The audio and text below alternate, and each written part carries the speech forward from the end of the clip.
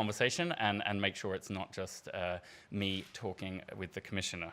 And also, we take very seriously the feedback that you give. These events have been quite successful so far, but one of the reasons why they're successful is that we're led by you. We make events that you are interested in participating in, and we can't do that without your feedback at the end. So it's a little bit annoying, but please take those 2 minutes to tell us what you'd like to see and who you would like to hear from next time.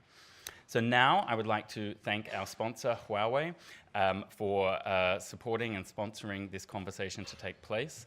And I would like to invite up Tony Graziano from Huawei to say a few words before we go into the conversation with the Commissioner.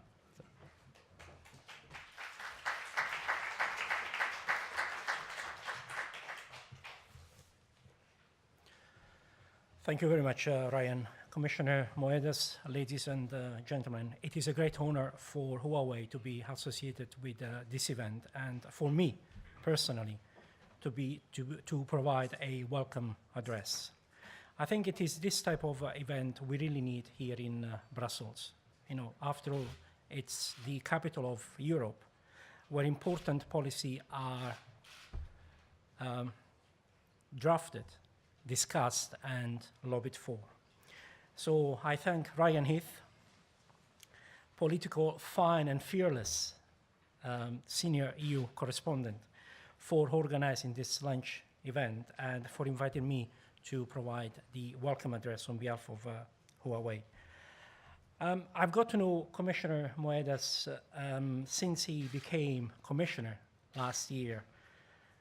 And strange, but you seem to have been at the helm for longer. I guess that is a good thing. And I can testify to his crucial political and entrepreneurial experience, as well as his open-minded and approach to research diplomacy, if you allow me to call it that way, since it is your brainchild. Commissioner Moedas, one of your main tasks in Europe is of course, to ensure that companies of the private sector are performing research aimed to meet the challenges faced by society and creating growth and high-quality job in the process. I would just like to take a moment to describe how Huawei is doing exactly that in Europe. Although we are a global ICT company, we also regard ourselves clearly as a European company. Indeed, Huawei has made Europe its home, and in the sense that we regard it as our global competence center. What does that mean exactly? Well, not only we do employ more than 10,000 people across Europe, but also in keeping with our tradition, some 1,200 of those are highly skilled research staff working on future and emerging technology in 18 state-of-the-art facilities in 8 European countries. Huawei is one of the few companies in the world that dedicates over 10% of its revenue to R&D. And as you probably already know, we also place great emphasis on ICT training and education, and the need for skills required to match actual jobs market requirements. An example of this is our Seed of the Future program, through which we take students from all over the world to come and see our headquarters in China, where they see firsthand how ICT multinational company manages its research and innovation. Over 500 European students have so far already made this study trip, and we are taking another 2,000 between next year and 2020.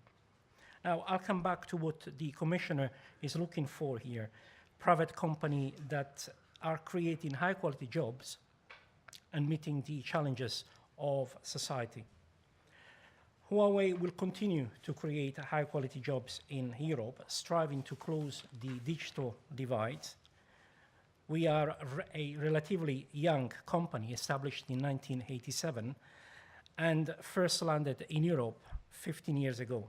But in that time, we have grown to become one of the top 300 Fortune companies, with revenues exceeding $46 billion in 2014, of which, as I mentioned, 10% is plowed back in research and innovation, and much of that in Europe, in order to meet the challenges facing society, whether that be 5G technologies, the Internet of Things, cloud data center, or agile networking.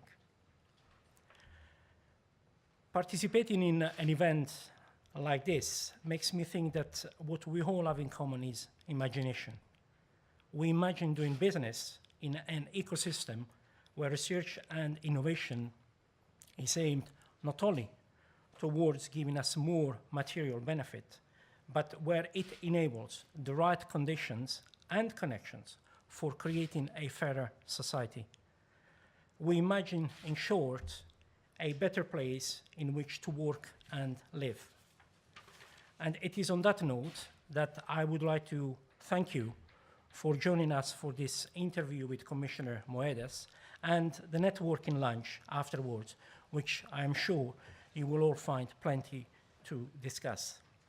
Ladies and gentlemen, you are most welcome. Thank you very much.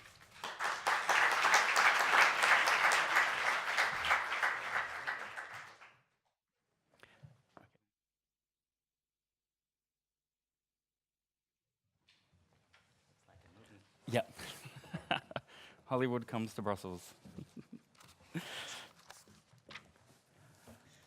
So, Commissioner, you're in charge of research and innovation, and we'll get onto that. But I was reading on Twitter yesterday that you were laying out what you say are your core principles, and they are openness, diversity, and embracing change. And we might say, okay, there's nothing to disagree with there. But I was thinking, probably Marine Le Pen disagrees with that. And with that sort of slogan, you're kind of the anti-Marine Le Pen. Very happy. Would you take on that label? First of all, Ryan, thank you so much. Absolutely, I take on that label, and very happy to be really on that side of the fence. But let me tell you, I don't look at I'll look at those words not just as inspiring, but also as something that has driven my life. When I was basically 23, I left my country, went to France, lived there for 5 years, and then went to the United States. And when I was studying for my MBA, I met this great professor called Linda Hill. And she was a woman that has been studying diversity for a long, long time, for 20 years. And she really made it like the story of her life to prove that diversity actually works better. And so she looks at groups of people in boards of company and sees where does it work if there's diversity, if you get better results. And she always arrives to this fantastic conclusion that groups with people from different backgrounds, different religions, diversity, different ways of thinking, always work better. But you have to give them time, because it's not natural. When you start working in a group, you have different views, and it just doesn't work from one day to another. So you have to be patient. But if you have that degree of patience, then you get much better results. So my point on diversity is not just inspiring, it's actually based on scientific evidence in this case, and with someone that has inspired me a lot in terms of looking at innovation. And so for me, diversity is that we need diversity to get better results. We need people that think different. And without that, you don't have it. You know, I just on this point, I mean, innovation is something that is really tough to do. And so if you don't have diversity, you don't get there. That for me is crucial. So that for me, I think it's on those words, the crucial one, diversity. And is there much the EU can do to make that happen? I know you've got an innovation summit running down at the Parliament right now, and I know that we've said for a long time in these policy circles that there aren't enough female scientists. So are there things that can be done at the EU level to change that, or is it something that has to happen more organically down at the university and the company level? I think that the EU has the duty to show the example, which we do show when we have our panels for experts, that we have at least 40% women on those panels. But I think that it's a question of really the nations and the member states somehow. And that takes time. But actually it takes leadership from us in the EU not to say these really just nice words, but explain the words and explain why we need that. I mean, if you allow me on diversity and ways of thinking, I always give the greatest example of diversity, because I think diversity is not always just the way you think, it's also that you can think in different disciplines. And one of the most beautiful story about it is actually of a woman called Ada Lovelace. And the ones that actually love computing know that Ada Lovelace was the first woman in the world to actually do a computer program in the 1830s. First person in the world. You know, exactly. And it was the 1830.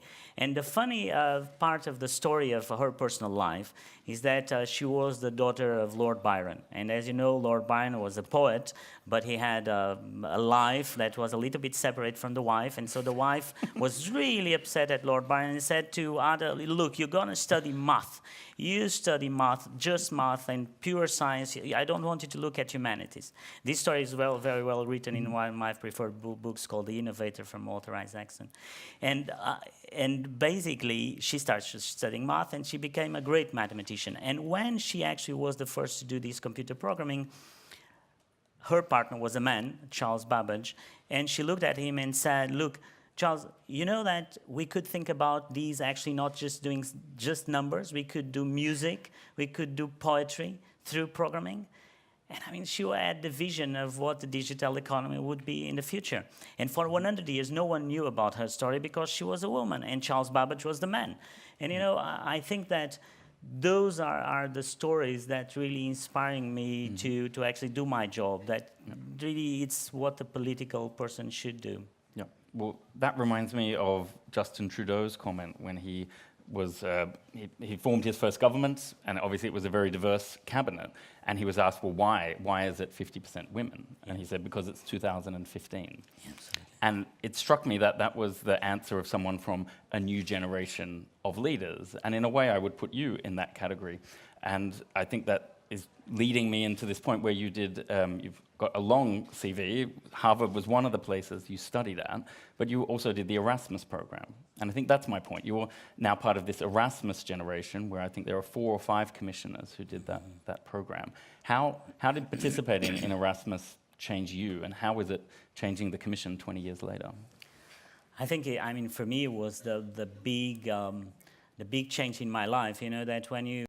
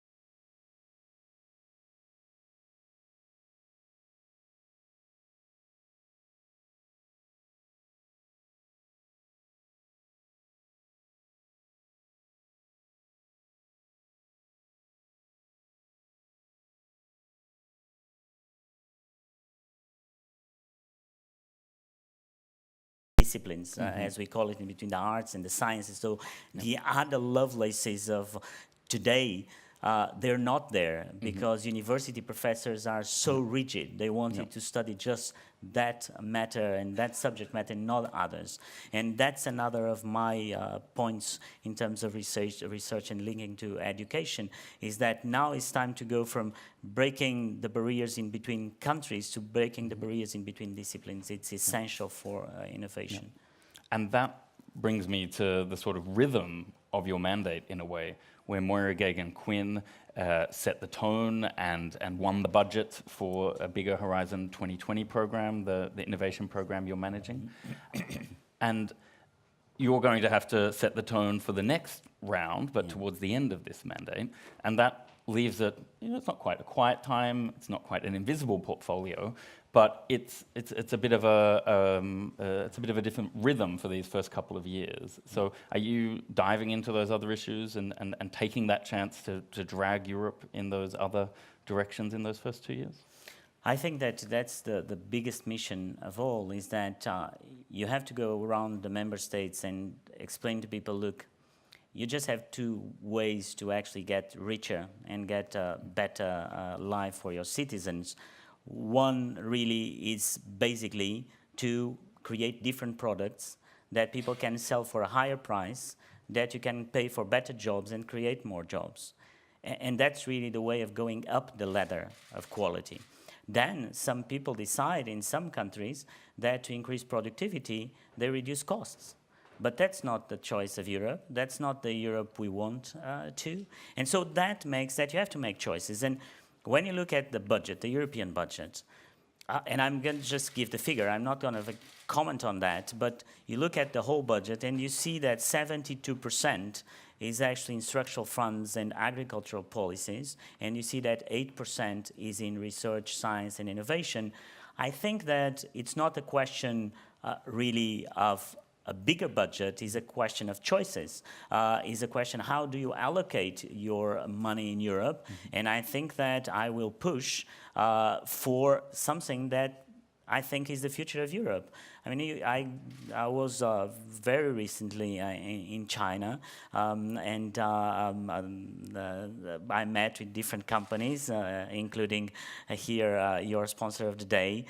And one of the things I heard from the Chinese Prime Minister 5 times in a row is that he wanted China to be an innovation-driven economy. And I think that I want to have in Europe more prime ministers, more presidents repeating that word all the time. And so I think that is a global, really a global arena where everybody is looking at it. And so the first one to catch, it's the one who's going to win. But you need the others around you. You cannot do it alone. Well, that brings me to a couple of questions about your past experience that you're now bringing to the table. And so you obviously had a very strong track record in the private sector. So I was wondering and it's a question that comes from Brian Maguire on Twitter, and he wants to know, what is the private sector skill that you think is most lacking in the EU institutions? And I suppose by extension in the national governments as well. What do they need to import in order to be able to create more of that innovation-driven economics? I think, first of all, I think that all politicians should be, or at least try part of their life to be in the private sector. And also the people in the private sector that like politics should also try politics. Because a country, or in this case, Europe, is not a company, and the company is not a country. But there's a lot that you learn from when you are in a company that you can bring to the public sector. And I think that one of the things that really in a company is crucial is your ability of leadership to give and energize people that work for you. And I think that in institutions like ours that are so big, that are so huge, I mean, I think there's a learning from the private sector is that you have to meet people, you have to be with them. Without them, you cannot make it. So whatever speech I make, whatever I say, I don't have any person in the director general over there working for it, is not going to happen. And so that, for me, the learning of actually being all the time with the people that work for you is essential, and in the private sector, people know that. The second thing is my main message also to the people in my DG is that don't be afraid of failing. Fail every day, do wrong things. Because if you're doing things, you are actually going in the right direction. It's good to fail, so by failing you can succeed. You know, when the president of Harvard, Drew Faust, when the new students come, she always finishes the speech. I mean, because they do it every year, so they do the same speech. And she always finishes by saying, They're not innovating. they're not innovating. They always say, she always said, look, a big part of your success is the part of you that is willing to fail. You know, and I think that sometimes in governments and in institutions, in the public service, people are trained to the fact that they cannot fail, that is bad to fail. And I mean, if they fail, I mean, it's because they are actually trying to do it and they're learning with it. So I always try in the But you're talking GRTD about that it's about failure that. through risk, like reasonable Yeah, risk taking, reasonable, rather than yeah, failure through I couldn't be bothered. Or No, that's different. Yeah. That's not good, Ryan. That's not good. No, absolutely. I mean, I think that, you know, that reminds me of another point, which is one thing is you commit yourself, you do it, and you fail. Other thing is not to be committed. And I think one of the most beautiful stories about Steve Jobs that I was reading 2 days ago in his biography from Walter Isaacson was basically when he was very young, his father told him, look, we have to build this fence around our house, and they built the fence, and there was a part of the fence that nobody will see. It was really on the backyard. And the father said, you have to paint it, let's make it beautiful. And Steve Jobs said, why? That nobody's gonna see it ever. And the dad said, but you will know it. Right? And so years later, when they were launching Macintosh, they had this beautiful Macintosh, you know, the box, people were excited, all that, and he looked inside and he saw that the microchips were not aligned, were ugly. I mean, it was not a good work. And he said to the engineers, look, we have to change that. We have to make it really perfect inside. And they said, look, but no one ever is going to look inside the box. And he said, but you will know it. And they actually, as per the story, as I read it, they postponed actually the delivery of the first Macintosh for 6 months or so. And I think that people that are good, they are obsessed by detail in whatever they do. I mean, in your job, I mean, I see how obsessed you are when you send those emails very early in the morning and you go to the You details. just look in my eyes, look at so your you eyes. can see how obsessed I am. But you love it, you know, you are, it's an obsession that is positive. And I think, I mean, there's positive things about obsessions. Yeah. It's like Well, one of your other obsessions is structural reform. So don't go to sleep, everybody. But I warn you, I'm a structural reform geek. I love it. I want to hear about it, and I hope you do too. You were in charge of doing the structural reforms in the Portuguese economy. What were you doing that Greece wasn't doing? Like you're on a very different track now to Greece, but you could have ended up on the same track. And one of the things that Greece is notable for is the difficulty it's had in making those structural reforms. It made some cuts, you know, it avoided some responsibilities, but it didn't really do that hard middle section of the structural reform. So what was different about your experience there? Look, I can tell you about my experience of 3 years in the Portuguese government. And I think that there was a couple of things that really I am very proud of. One is that there was this vision of the Portuguese Prime Minister at the time that he needed to have a unit of people around him with professional skills to actually keep the discipline of the reforms. To reform is very difficult. No one wants to change. No one wants to do it. They want their neighbor to do it. They don't want to do it. And so we had this small team, we were 15, and we were really talking every day to the ministers, telling them, what do you have to do? Are you doing? Are not you doing it? Why? The Troika is coming. What are you going to say to the Troika? So it was about discipline. It was about like, oh, the Troika is coming next week. Let's sit down. What are you going to say? Let's rehearse. You know, and so there was no surprises. I think that was 3 years where when there was a problem, the institutions, in this case the Troika, would know it. And that was the ability of create credibility. It was the journey of credibility. And I'm really proud of what we did at the time, because it was not easy, exactly because people were demotivated. The country was really in huge trouble. Everyone in our families had people that were unemployed. I mean, everybody had problems at home, and I mean, government included. I mean, I don't know anyone around me in Portugal that doesn't have someone in the family that is actually jobless and is desperate about finding a way in life. And so it was really very difficult times. But I think that the big point was discipline, work, and really get into the nitty-gritty. And then there's the reforms, I mean, that are essential. Yep.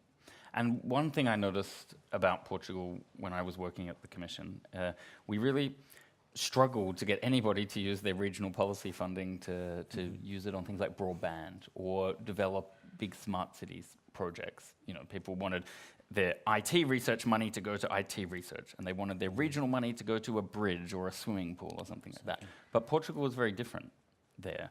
So I don't know if you had any involvement in that, or you know, you saw the impact of it. But what's the impact of that been on Portugal's ability to recover and make other choices for its future? No, I think that was on the DNA of really past and our governments, because we were very lucky. I mean, I think Portugal had, through the past 20 years, extremely good ministers of science. I mean, by the way, one of them is an iconic man, also a mentor to me, called Mariano Gago, that passed away, unfortunately, young and not long ago. And they had a vision, and they had that vision that investing in science and innovation was essential for the country. And so there was definitely in the country, and it's a country of early adopters, you know. I mean, it's Portugal, and it's a country where people really have the taste for the new technologies, and a lot of companies actually test there because people have that really flavor for it. They love it. And so it was really part of the job. But to your question, I think the most important things that countries can do sometimes for innovation and science, it's actually not about innovation and science. I mean, when we did in Portugal the creation of really a fantastic Chapter 11 or a bankruptcy law, that was super important for innovation. People before would spend years to liquidate a company. I mean, that was terrible. No one would go through the pain of another company. And so, like, something so simple as like changing the bankruptcy law to be quicker. This is fantastic for innovation. Whatever money you can put, if you don't have those reforms, nothing is going to happen. And so I think that, to your point, Ryan, is like innovation in science is so much more than innovation in science. And I, because I have that background, I see also my role a little bit in the Commission of being the pushy, the guy who's bullying everybody about those things. A bully. I didn't look at you and think bully. No. Say, but you know, be warned, fellow commissioners.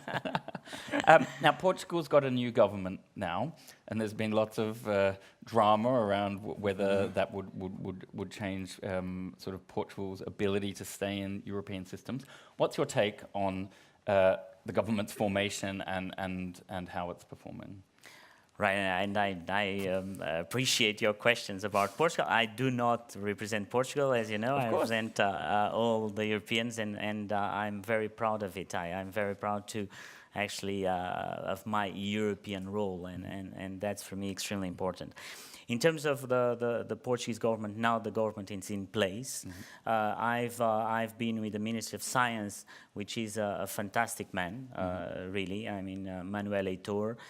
He was in the team of Minister Gago, so it's kind of a continuity of what was done by Minister Gago and now Minister Crato, and now with Manuel Heitor. And so I think that in terms of science and innovation, I'm extremely positive because there's in Portugal a fantastic and a very credible interlocutor. In terms of all the rest, I mean, it's not up to me to comment on No, but the it's national interesting politics. that you know some of these but new absolutely, ministers. It's absolutely, not sort of a absolutely. complete break from the past. Absolutely, absolutely. And I think that it's really, I mean, for me, it's the country where I come from. It's a country that went through such a difficult time, and really Portugal deserves to keep on the road of recovery. So it's the only thing I wish is that everything goes well, and I'm really up here to help as much as I can every country, but of course on my country, I have my heart there. But my point as a commissioner is to be really in a position that I look at every country the same way. As you know, I'm very, very, very, very to the nitty point of looking if I'm going too much to one country or another country. I really have the balance in Europe, and where are you there's going so next? much. Well, I'm going to Paris this afternoon for the COP21, by the way. Okay, that's good. And so you're, it's part of a sort of a rotation, really, of commissioners, isn't it? It's like that's the advantage of having 28. You can just throw another one at the at the summit. You know, as soon as one gets worn out, you just put the next one in the firing line. No, it's very important, because I think whatever we talk about the COP21 and climate and the negotiation, which is extremely important, and I think that my colleague Miguel Cañete has been doing a great job. Without research and without science, you cannot solve what I call the triangle of the climate problem. And I think that that triangle for me is basically digital, is cost, and is subsidies. And that triangle, that first we go into a digital world, so energy and climate change will be solved if we can merge this physical and digital side of it. Second is about cost, and cost you can just get it cheaper if you do more research and if you innovate more.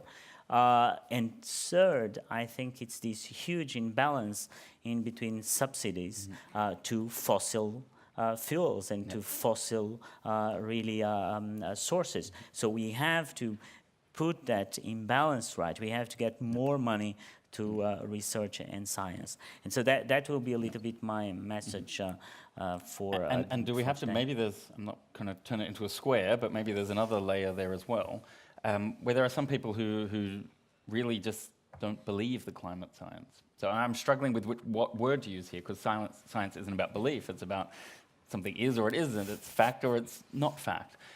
Does it worry you that there are people who just don't put their faith and their money in science as a process now, and sort of stand aside from that consensus that's emerged on climate? I think that I have a trouble to believe that they don't believe. I think they do not want to believe for any other reason, because the scientific evidence is so overwhelming that I think that you can have other agendas, but I cannot believe that people have still the courage to say that they don't believe in climate change when the facts are there. And that's one of the things we've been working this year, Ryan, on creating this group of the scientific advisors or the scientific advice mechanism, because I really wanted, with the experience of Anne Glover, which is someone that I really admire and cherish, and she was also very kind to talk to me through the process, to create a group of people that can give us that scientific advice in different matters. And we were very lucky, because there was so many people that wanted to be part of it. And the list of the 7 people that we have is just amazing. Look, I mean, we have the current Director General of CERN, Rolf Dieter Hoyer, that will be part of the panel. I mean, how lucky can you be as Europe to have someone like him? We have from the Netherlands, Pearl Dijkstra, one of the major social scientists. We have a Fields Medal from mathematics, Cédric Villani from France. So I mean, and I could go on and on, but there are 7, by the way. And I think that the whole idea is... 3 women, of course. And absolutely. And 3, I mean, fantastic scientists. And so the point Ryan, is that how can you get more scientific advice? And once Sir Peter Gluckman, which is the chief scientific advisor of New Zealand, told me, you know, Carlos, politicians, they rarely follow scientific advice, but at least they have it there, you know? And so the fact that you can put scientific evidence in front of the politicians, it's extremely important. Then they probably can go and make decisions that are political, that depend on ideology and different things. But they have the information. And I think that the points on the climate change is really that. I mean, the information is there. So for the ones who want to look at it. So we're almost moving into your question time. But I have an actual direct question about your portfolio now. It's kind of sort of the field of the future, basically. You're Mr. Future. So tell us, where is that future heading? Is it robotics? Is it smart cities, cloud? I mean, it's probably all of those things. But what's the thing that's jumping out at you as the most exciting field, or the one where we're going to make the biggest difference as the European Union? Yeah. There's three things that I'm really interested and that I think are the game changers. It's, if you look at innovation, science in the last 50 years and you think, what has changed? I mean, why are we talking about? What are the things that really changed in innovation? And I think that the three things that changed, the first one, which is one for the ones that know me, it's probably one of the fields that I really very interested on, is the whole user innovation. The user in this digital world is in the driving seat. So everything that we thought in the past that the producer was the one doing the innovation, in the digital world is simply not there, is simply not true. And you see that in all fields. I mean, I've been in 1 year looking at great examples of where you actually can have the user on the driving seat. And you find it in the health sector, on the energy sector, on the food sector, on the water sector. You find it all over the place. And I think that this paradigm that Eric von Hippel was the first to talk in a book called Democratizing Innovation, I think that it's a paradigm that a lot of us have not really understood yet. In companies where you have your R&D department saying, oh, let's do this. Oh, is it what the client wants? Oh, yeah, no, they want for sure. Let's push it. It doesn't work anymore. If you do that, you're not innovating. The second one is this ability that in a digital world, you can very easily capture value.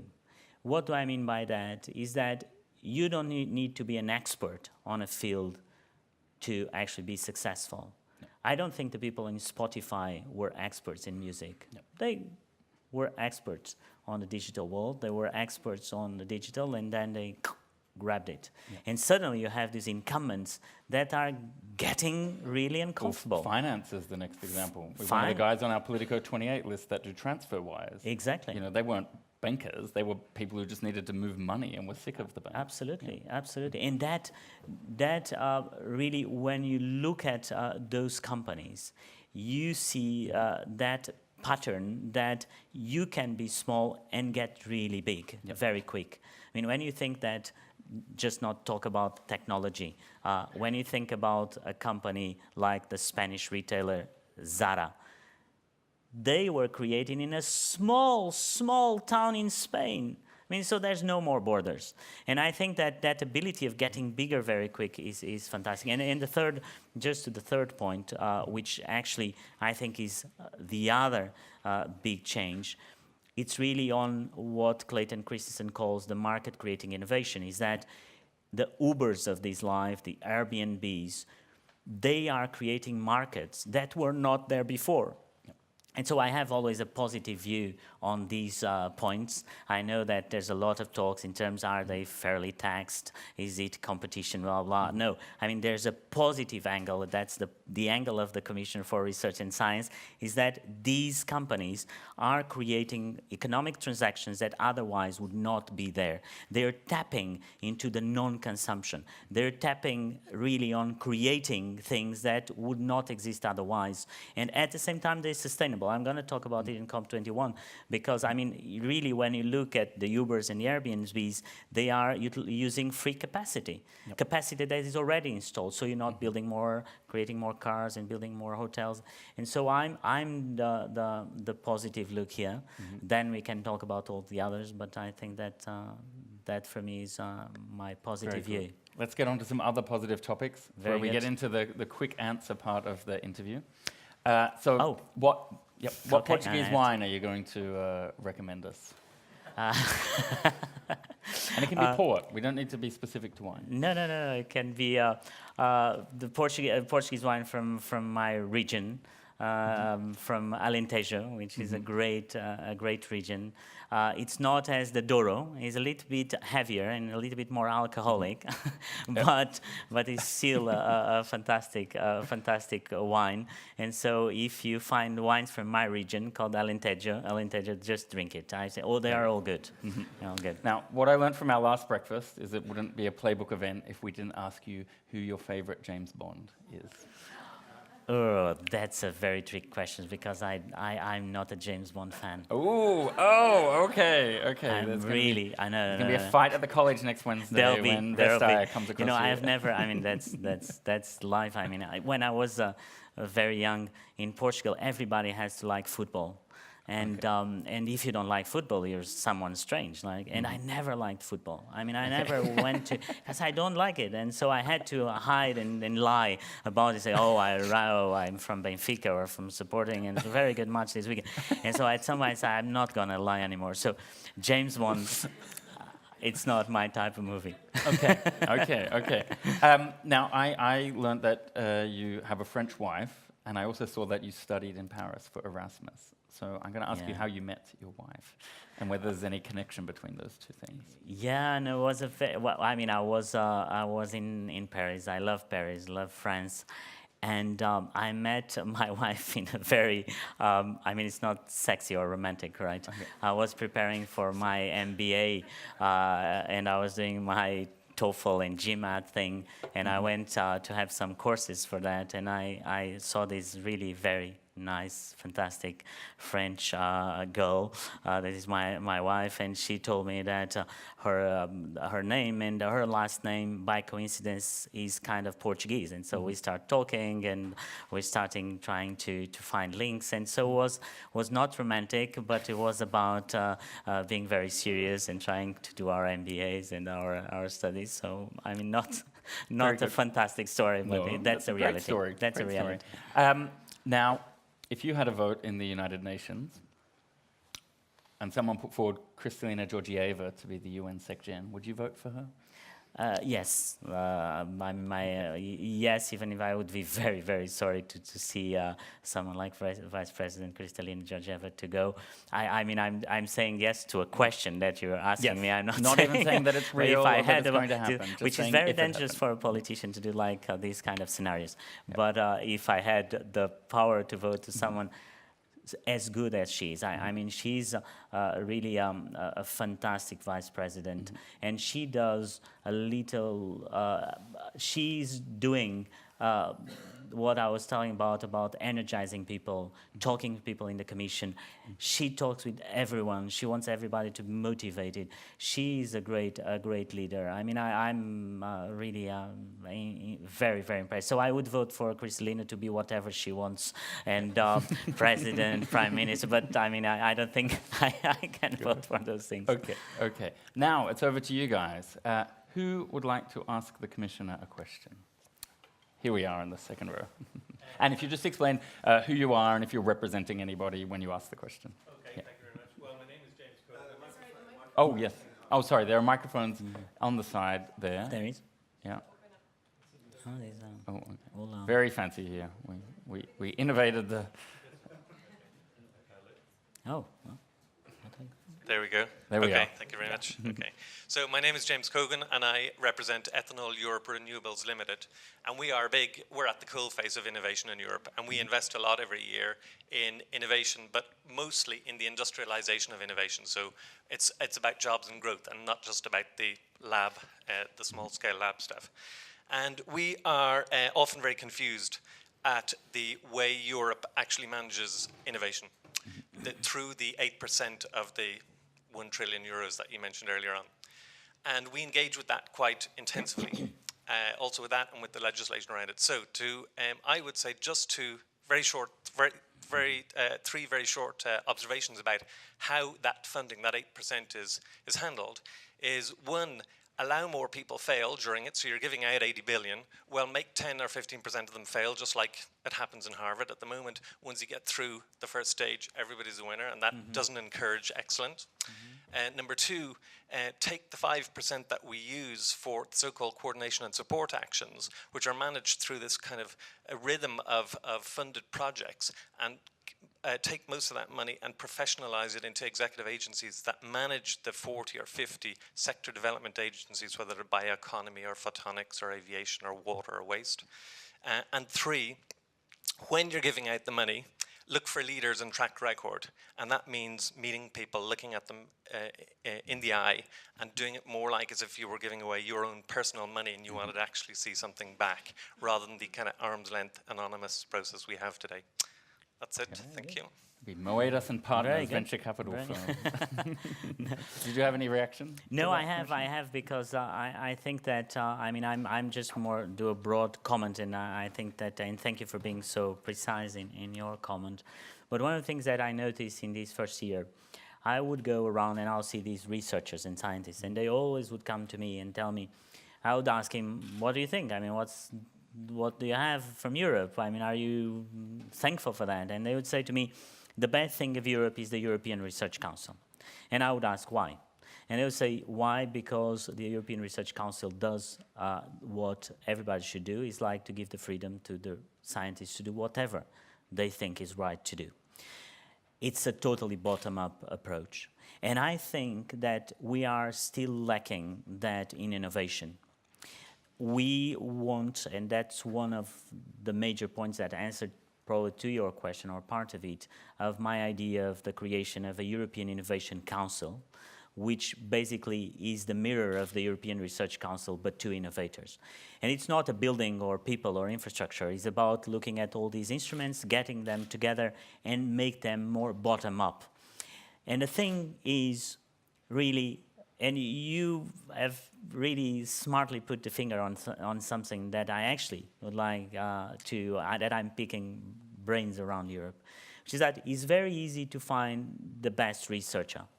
You know if he has published, you know his track record, you know everything about him.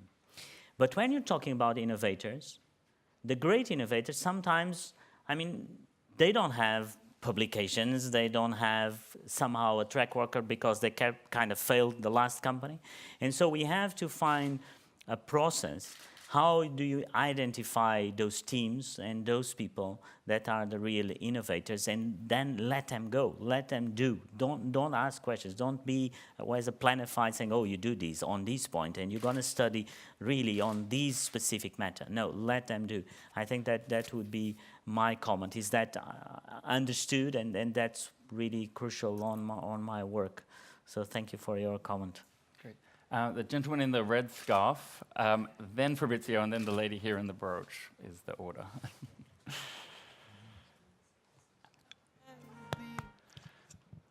Stassinopoulos, formerly with the European Commission. Commissioner, when we talk about innovation, there is a tendency to think in terms of the private sector, the innovators, which mainly they come. I spent a couple of years in the United States, like you, and I was really impressed how the US government has been very good in picking up winners. I can mention one major thing which I'm very familiar, GPS. That's because the original idea came out of government agencies and then finance, and then the time came for the private sector to pick up and the companies. So my question is, what the message you can convey to our member states, to the science, let's say, ministers? And my second quick one is, you touched that issue on the innovation requires people with creativity, with cognitive skills, with curiosity. And how those things really, you said, how to identify that, and how our educational systems could be reshaped or restructured to meet that important requirement. No, that very interesting. So many points that I could comment. On the education system, I think the difference that I've seen between the United States and Europe, and that's one of the things I've been talking to my colleague Tibor Navrashkis, is about the fact that it's much easier in the United States to change from one field to another. You get into your undergrad and you go to social science and then you decide to be a doctor. In Europe, that is much more difficult. From a very young age, in most European countries, you're kind of like funneled to one area and then you cannot go to another field. And I think that's a basic point, is that how can you lower the barriers in between disciplines in the universities in Europe? Then you mentioned the point of creativity. I think that when this has been a fantastic and a very privilege for me this year, because I've met the best of the best in Europe, and my question to them, or at least I try to figure out, is what's their link in between science and creativity. And the other day I was with the future Director General of CERN, Fabiola Gianotti, and she was supposed to be a great piano player. She was supposed to go into the field of music, and so very late to her life, she was actually going to be a piano player, pianist, and be really a musician. And suddenly she decided to go to physics. And it's a pattern. The very, very good ones today, either in science or in innovation, they're always on that crossroads of Ada Lovelace, like the father was in the human poetry and she was on math, and so she had that kind of influence. And so even if they're not, I mean, they're always on that intersection. And I could tell you, like Fabiola, which is a fantastic scientist, I could give you several other examples, but each one of those, very seldom I find someone that is top of the top that was just in one field.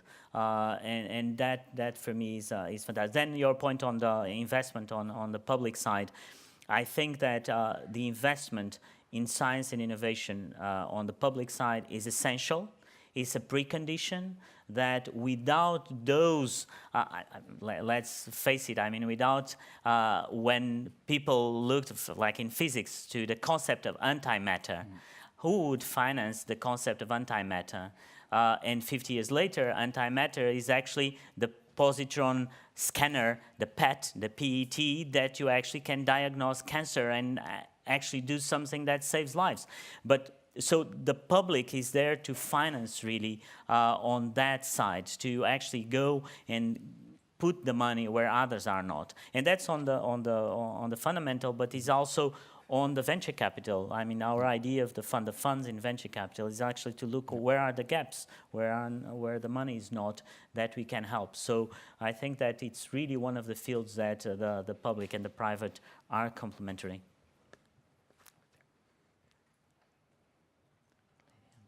Okay, hello. Fabrizio Porino from Facility Live. I'm a search engine, founding member of the European Tech Alliance. The question is about an article that was published a couple of days ago by The Guardian. The title is In Search of European Google. And the most striking data is not to talk just about Google, is the fact that the top 3 internet companies in Europe are worth 25 billion. The top 3 internet companies in Africa are worth 50 billion. If we move to Asia and United States, America, we go towards 1 trillion. So my question is, what's your recipe? What's my answer to that? I think that... or recipe for or the recipe it, for change. The recipe for change. I think that the major, I mean, we have, I think there's 2 major projects that I'm really involved with my colleagues. One is the digital single market, which is essential for that change. And the other one is the Capital Markets Union. And on the Capital Markets Union, we're looking at actually the fund of funds as one ability actually to change things. And on the digital single market, we're really making it in a way that we can have a future where these companies can thrive in Europe and can have a 500 million market. And so I think that there is like in innovation, it's like an ecosystem. It's not that I can change something and everybody changes or everything changes. There's the ecosystem, and if you look at the ecosystem, you see that. One, the ecosystem of innovation always has a university at the middle. Do we have that in Europe? Fantastic universities. I mean, we don't have anything to look at other parts of the world. We have the best. Then companies, then financing, and then structural reforms. Financing, we have a problem. 2013, Europe raised 5 billion in venture capital, the US 26 or 27 billion. So we have we don't have a diversified way of financing companies. So we have to do something about financing, and then we're going to answer with the funds. Structural reforms. I think that is my first message. I've tried to change the word because I think people are tired of structural. So now I think that is really about explaining to people how do you create a more flexible economy? How can you create the incentives for companies to invest? How can you reduce uncertainty? How can you have a judicial system that works? How do you have a labor law that actually is really more flexible? So you have today, what you have in Europe is you have a part of society that's totally protected, that has pure, very hard, rigid contracts, and you have the young people that have absolutely no contract and are totally unprotected. So how do you change that to create better flexibility? So, I mean, you have the $10 million question, or 1 million or 10 million euros, whatever you want to explain here. But it's really it's about a lot of changes, and that's what I think President Juncker was really very good when he decided that we would have 10 priorities and that we would focus on those 10 priorities. We have to get those 10 priorities right, and innovation in science is all over those priorities. I mean, it's kind of a horizontal, and that actually for me is fantastic to see that I can actually talk innovation in science to all my colleagues to try to influence in a positive way the outcomes is a great privilege. Now, Juncker has 10 priorities. I'm much more modest. I have just one, which is to get you to lunch very soon. So we'll take one last question from the lady in the middle there. Talking about priority, I am Françoise Meunier. I am the Vice President of the Federation of European Academy of Medicine, and for 25 years, Director of the European Organization for Research and Treatment of Cancer. We are living of new medical challenges, neurological disorder, cancer becoming a chronic disease. 1 man in 3, 1 woman in 4 will face diagnosis of cancer. The huge challenge of development of and access of precision medicine. Yeah. And yet, Europe has been a pioneer in medical research in the last 50 years.